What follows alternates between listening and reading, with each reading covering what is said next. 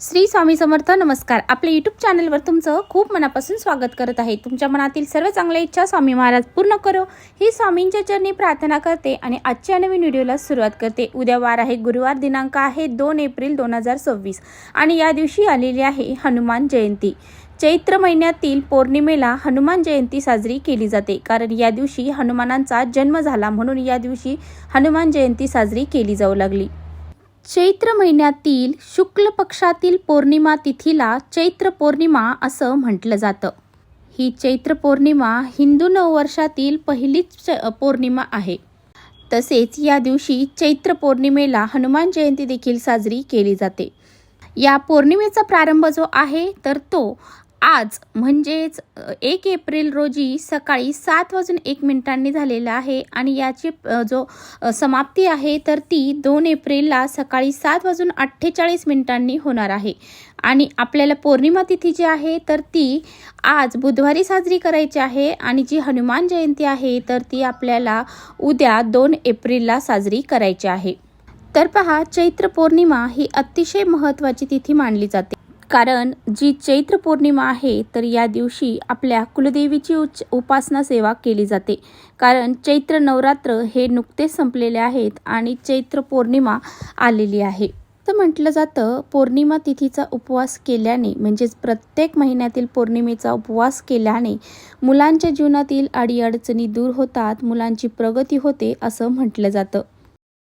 चैत्र पौर्णिमेला भगवान श्री हरी विष्णू आणि माता लक्ष्मी यांची पूजा केली जाते.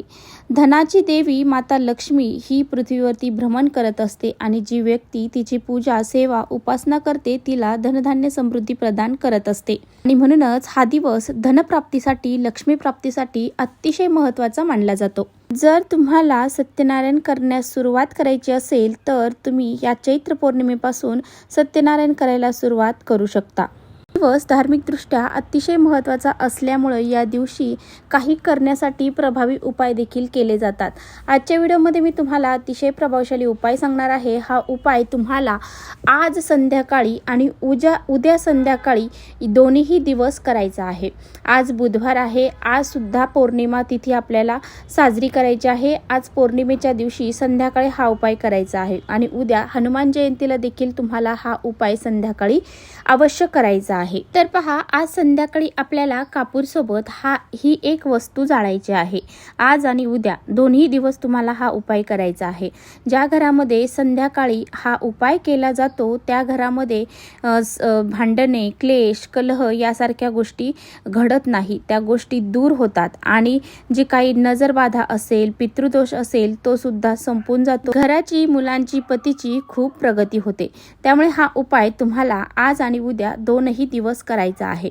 तर पहा, जी व्यक्ती आपल्या घरामध्ये हा उपाय करते त्या व्यक्तीच्या जीवनामध्ये सुख, शांती, समृद्धी नांदायला सुरुवात होते. कारण हा दिवस अतिशय महत्त्वाचा मानला जातो आपल्या कुलदेवीची उपासना करण्यासाठी, त्याचबरोबर माता लक्ष्मीला प्रसन्न करून घेण्यासाठी सुद्धा हा दिवस अतिशय महत्त्वाचा मानला जातो. त्यामुळे हा जो उपाय आहे तर तो कसा करायचा आहे याबद्दलचीच माहिती आजच्या व्हिडिओत आपण बघणार आहोत. त्यामुळे तुम्ही पुढे व्हिडिओ स्किप न करता शेवटपर्यंत नक्की बघा, जेणेकरून तुमच्यापर्यंत योग्य ती माहिती पोहोचेल. आपल्या चॅनलवर नवीन असाल तर चॅनलला सबस्क्राईब करा आणि असेच नवनवीन माहितीपूर्ण व्हिडिओ पाहण्यासाठी बेल आयकॉनला प्रेस करा, म्हणजे मी जेव्हा कधी नवीन व्हिडिओ अपलोड करेन त्याचं नोटिफिकेशन सर्वात अगोदर तुम्हाला भेटेल आणि तुम्ही एकही व्हिडिओ मिस करणार नाही. त्याचबरोबर खाली कमेंट्समध्ये जय माता लक्ष्मी लिहायला अजिबात विसरू नका, किंवा तुमची जी कुलदेवी असेल त्या कुलदेवीचं नाव लिहायला अजिबात विसरू नका.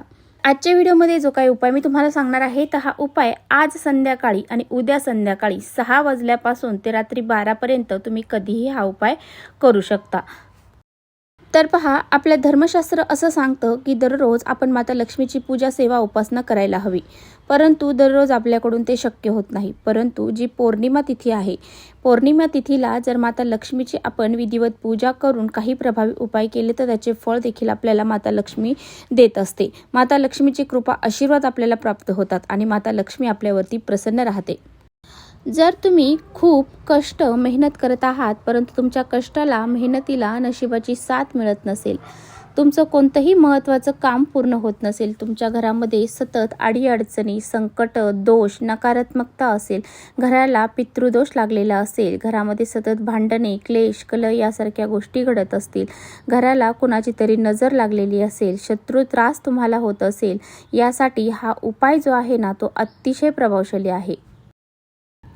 त्याचबरोबर तुमच्या घरातील मुलं ही नेहमी हट्टीपणा करत असतील, उद्धटपणे बोलत असतील, तुमचं कोणतंही काम ऐकत नसतील किंवा सतत आजारी पडत असतील, तर तुम्ही हा उपाय जो आहे ना तो अतिशय प्रभावशाली आहे. हा उपाय एकदा करून पहा. हा उपाय जर ज्या घरामध्ये केला जातो ना त्या घरामध्ये सुख, शांती, समृद्धी, ऐश्वर यायला सुरुवात होते. त्या घराची भरभरून प्रगती व्हायला सुरुवात होते. त्या घरातील मुलांची, पतीची आणि त्या घराची, कुटुंबाची खूप प्रगती होते. तर पहा, तुम्हाला या दिवशी उपाय करण्यापूर्वी तुमच्या देवघरातील दिवा प्रज्वलित करायचा आहे. तुळशीपाशी एक दिवा प्रज्वलित करायचा आहे. तुमच्या मुख्य दरवाजामध्ये सुद्धा एक दिवा प्रज्वलित करायचा आहे. किमान पौर्णिमा आणि अमावस्येला तरी तुम्ही तुमच्या मुख्य दरवाजामध्ये एक दिवा हा प्रज्वलित करायचा आहे, जेणेकरून आपल्या घरामध्ये माता लक्ष्मी ही प्रवेश करेल. हा उपाय करण्यासाठी तुम्ही एक मातीचं भांडं घ्या किंवा मातीची पंती घ्या किंवा एखादी प्लेट घेतली तरी चालेल. आता त्यामध्ये सर्वात महत्त्वाची गोष्ट तुम्हाला घ्यायची आहे ती म्हणजे तांदूळ मुठभर तांदूळ तुम्हाला घ्यायचे आहेत. त्यानंतर 3 भीमसेनी कापराच्या वड्या घ्यायच्या आहेत. आता भीमसेनी कापूर नसेल तर साधा घेतला तरी चालेल, परंतु तुम्ही घरामध्ये भीमसेनी कापूर नक्की आणून ठेवा. भीमसेनी कापूर अतिशय प्रभावशाली असतो आणि त्यामुळे आपल्या घरातील जी काही नकारात्मकता आहे ती नष्ट होते. घरामध्ये सकारात्मक लहरी निर्माण होतात. नंतर तुम्हाला एक हिरवी वेलची घ्यायची आहे. त्याचबरोबर 2 अखंड फुलाच्या लवंगा देखील तुम्हाला घ्यायच्या आहेत. अखंडच घ्यायचे आहे, कुठे तुटले फुटलेले घेऊ नका. माता लक्ष्मीला आपल्या घराकडे आकर्षित करण्यासाठी लवंग आणि हिरवी वेलची अत्यंत महत्त्वाची मानली जाते, कारण ह्या दोनही वस्तू माता लक्ष्मीला अतिशय प्रिय आहेत. त्यामुळे त्या आपल्या घराकडे आकर्षित करण्याचं काम करत असतात. आणि कापूर जो आहे तो आपल्या घरातील नकारात्मक ऊर्जा, इडापिडा, वास्तुदोष, ग्रहदोष हे दूर करत असतो. आता तुम्हाला हा कापूर तुमच्या देवघरासमोर बसून प्रज्वलित करायचा आहे. त्यानंतर तुम्हाला हा कापूर प्रज्वलित केल्यानंतर ओम ऐं ह्रीं क्लीं चामुंडाय विच्चे, ओम ऐं ह्रीं क्लीं चामुंडाय विच्चे हा नवार्णव मंत्र म्हणायचा आहे किंवा ओम महालक्ष्मी नमो नमः हा मंत्र म्हटला तरी चालेल. तर ह्यापैकी कोणताही मंत्र तुम्ही म्हणायचा आहे. यानंतर तुम्हाला ते भांडं तुमच्या देवघरासमोर उचलायचं आहे, तुमच्या संपूर्ण घरामध्ये फिरवायचं आहे. अगदी शेवटच्या टोकापासून ते तुम्हाला तुमचं ते भांडं फिरवत तुमच्या मुख्य दरवाजापर्यंत घेऊन यायचं आहे. मुख्य दरवाजामध्ये आल्यानंतर तुमच्या मुख्य दरवाजाचा जो उंबरठा आहे त्यावरती तुम्हाला हे भांडं काही वेळासाठी ठेवायचं आहे. त्यानंतर तिथून ते भांडं उचलायचं आहे आणि परत देवघरासमोर आणून ठेवायचं आहे. त्यानंतर जी काही त्या भांड्यातली राख असेल किंवा वस्तू शांत झाल्या असतील तर त्यामध्ये थोडं पाणी टाकून तुम्ही तुळस सोडून कोणत्याही झाडांना घालून देऊ शकता. अशा पद्धतीने हा अत्यंत प्रभावशाली उपाय तुम्हाला आज आणि उद्या 2ही दिवस करायचा आहे. आता तुमच्या घरामध्ये सुतक असतील किंवा मासिक धर्म असेल तर हा उपाय तुम्हाला करता येणार नाही. सुतक असेल तर हा उपाय करताच येणार नाही, परंतु मासिक धर्म असेल तर घरातील पुरुषांनी किंवा इतर व्यक्तीने हा उपाय केला तरी चालेल. त्याचबरोबर तुमच्यावरती एखादा कर्ज असेल आणि त्या कर्जातून तुम्हाला लवकरात लवकर मुक्त व्हायचं असेल तर हा उपाय तुम्हाला सांगत आहे तो तुम्ही नक्की करून पहा. तुमच्याकडून कर्ज हे फिटलं जात नसेल, तुमच्यावर जे कर्ज आहे ते फिटण्यासाठी तुम्हाला योग्य तो मार्ग प्राप्त होत नसेल तर तुम्हाला हा एक उपाय करायचा आहे. आता तुम्ही असं म्हणाल की आता उपाय सांगितला, उपाय केला की लगेच आमचं कर्ज फिटेल का? तर असं अजिबात नाही. तर आपण ज्यावेळेस जे काही कष्ट करतो, मेहनत करतो, त्या कष्टाला, मेहनतीला नशिबाची साथ मिळण्यासाठी हा जो उपाय आहे तर ते आपल्याला करायचे असतात. तर पहा, कष्ट करणं फक्त हे महत्त्वाचं नसतं, त्या कष्टाला योग्य मार्ग मिळणं सुद्धा खूप महत्त्वाचं असतं. आणि ज्यावेळेस आपण कष्ट करतो त्यावेळेस पैसा येतो, परंतु तो पैसा टिकून ठेवणं किंवा तो पैसा योग्य त्या पैशाचा वापर करणं हे सुद्धा खूप महत्त्वाचं असतं.